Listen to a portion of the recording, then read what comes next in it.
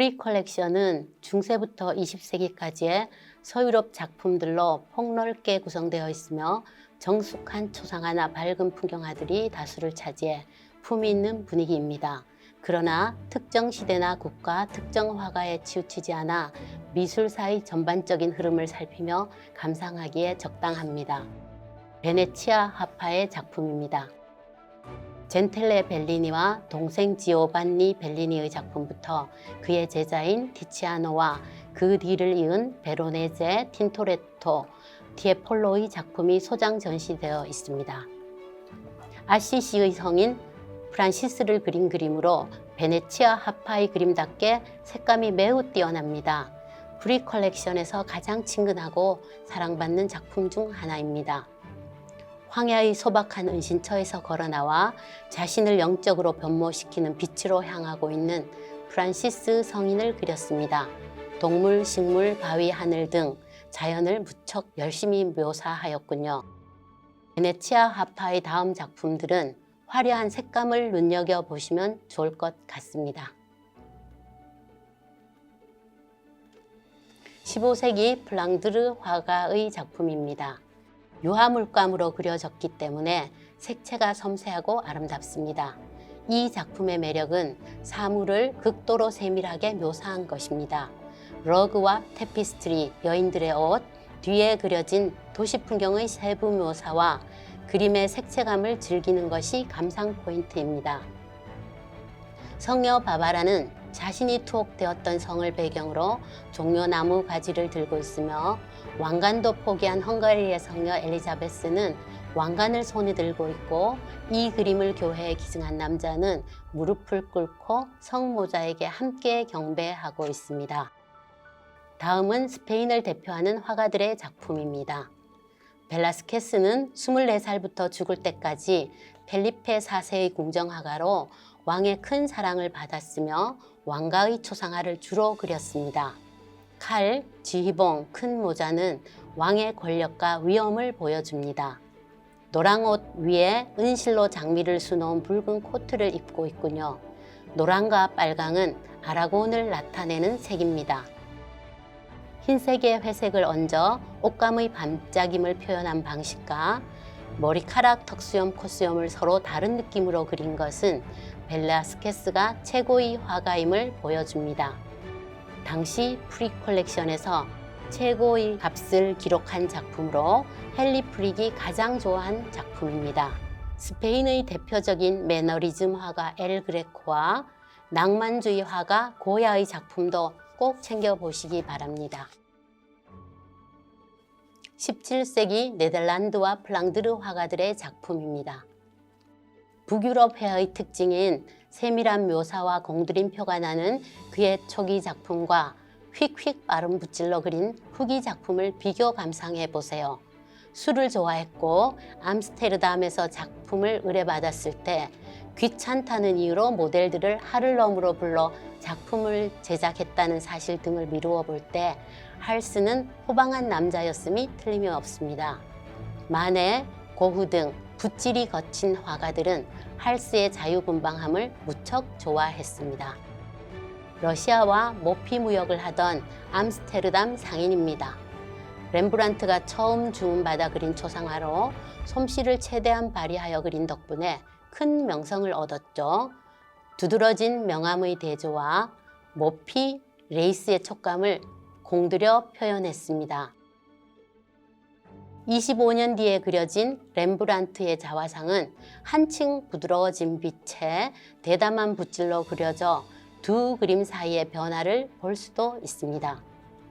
가난과 가정사로 힘들었던 화가는 자신을 훌륭한 의상을 입고 왕자에 앉아있는 오리엔탈 왕으로 그렸습니다. 표정은 세파에 찌들어 보이지만 노 대가의 눈빛만은 형형합니다. 1919년 헨리 프릭이 사망하던 해 마지막으로 산 작품이며 그가 가장 좋아하던 작품 중 하나입니다. 베르메르는 평생 델프트에 살며 36점 정도의 작품만을 남겼습니다. 희소성과 작품성 때문에 작품의 가치는 대단하며 프릭 미술관이 3점이나 가지고 있다는 사실은 이 미술관의 위상을 보여주는 것입니다. 여주인과 하녀 사이의 극적인 긴장감은 드라마의 한 장면처럼 대단한 내러티브를 보여줍니다. 창문을 통해 들어오는 빛을 보면 왜 그가 빛의 화가인지 알게 됩니다. 반 다이크는 부드러운 구도와 선명하고 아름다운 색채로 우아하고 세련된 초상화를 그렸고, 유럽의 왕족과 귀족들은 앞다투어 그에게 초상화를 의뢰하였습니다. 영국 화가들의 작품입니다.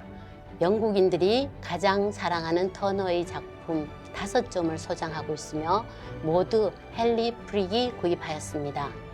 바다를 주제로 한 4작품과 템즈 강변의 아침 풍경을 그린 작품입니다. 모두 기법과 내용 면에서 최고 수준입니다.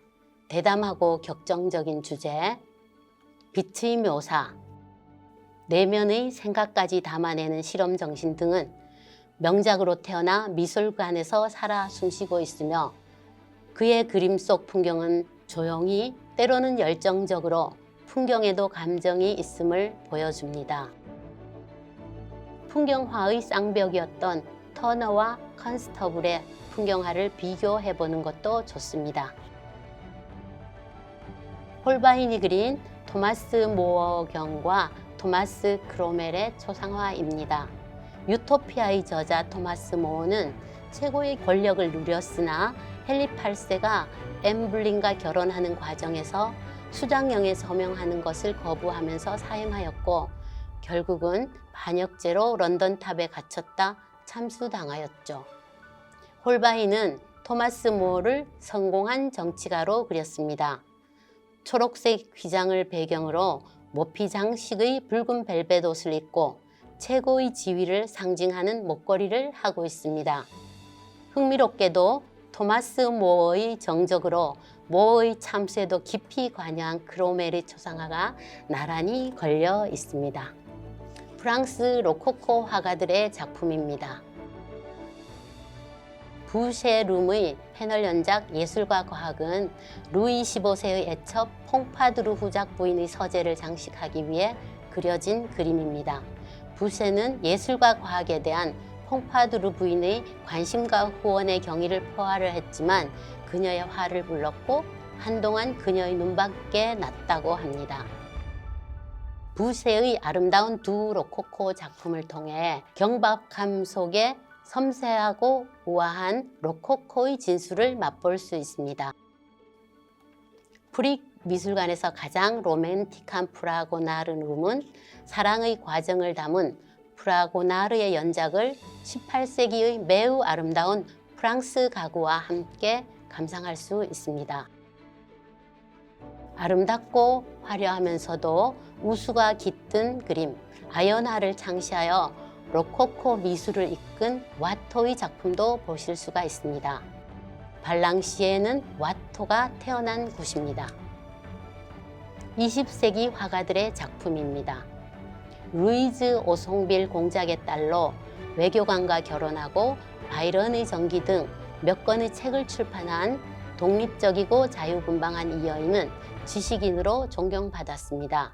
앵그르가 20대 중반이던 이 여인의 초상화를 완성하는데 3년 이상 걸렸고 공개되었을 때 큰 찬사를 받았습니다.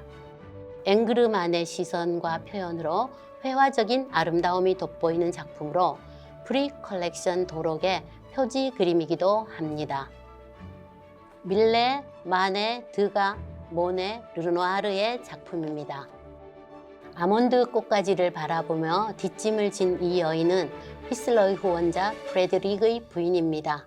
당시 휘슬러는 자포니즘에 매료되어 있었으며 이 그림에도 일본 색채가 뚜렷합니다.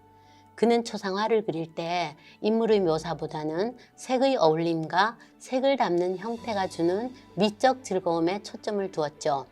이 작품에서도 이 여인의 피부색과 분홍색이 얼마나 조화로운지를 보여주려 했습니다.